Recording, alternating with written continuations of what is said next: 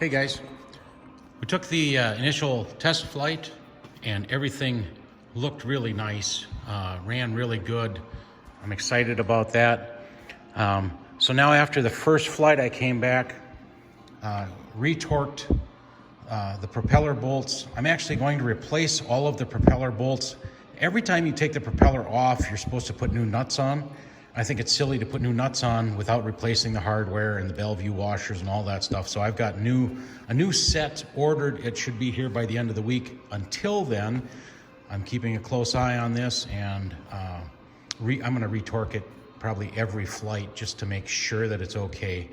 An overabundance of caution, so to speak. So I've got that retorqued, and this is what I am doing to check propeller runout. Everybody's got to come up with their own method, but this seems to work really well, and it's very easy. These clamps here, Harbor Freight, they were on sale for like $4 a piece, $3 and some odd cents a piece. So I bought a bunch of those. I had a couple of wood clamps on hand, just some scrap wood laying around. This leg here just goes down, and all it's doing is I'm lifting up and putting just a little bit of pressure on this horizontal board to keep it steady. It gives it a nice little framework.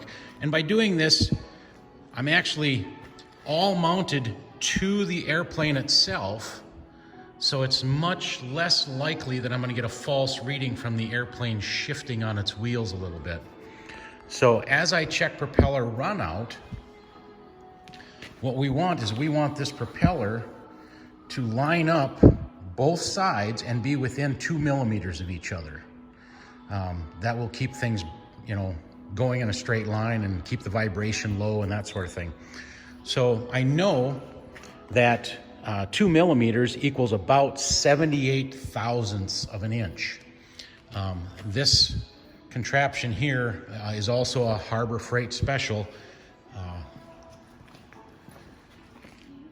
AccuSize, I believe it's Harbor Freight anyway. I might have gotten it on the internet, but I think it's Harbor Freight. Very cheap for what you get. I don't even know if I got $35 invested in the thing, but it works really well. So you line yourself up with an end pretty close to the end of the propeller, wherever you want to be. And you find the highest spot, which should be right there at the edge, and see how I'm right at the zero? This gauge front will twist.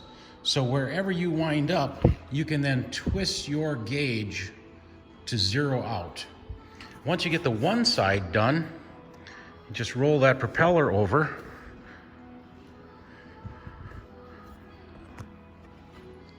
Check the other side.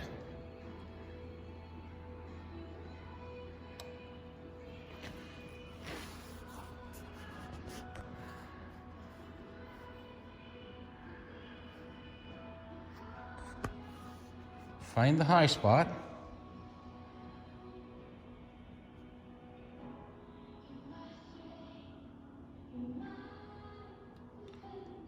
Looks like it's right about there. And we've got 1, 2, 3, 4, about 4 thousandths, which is remarkably accurate. Like I said, we can be up to about 78 thousandths, and this is 4 thousandths. Which, to give you an idea how much that is, I'll move this propeller just a little bit and let you watch. That's how much that is. So that's remarkably close. Okay, now we'll go back and we'll recheck the first blade just to make sure nothing moved on us while we did it. And you just keep doing that until you're satisfied that you've got readings that are within tolerance. So, like here, this one has changed a little bit. So now we're at about 15. So let's go ahead and swing it around, double check it again.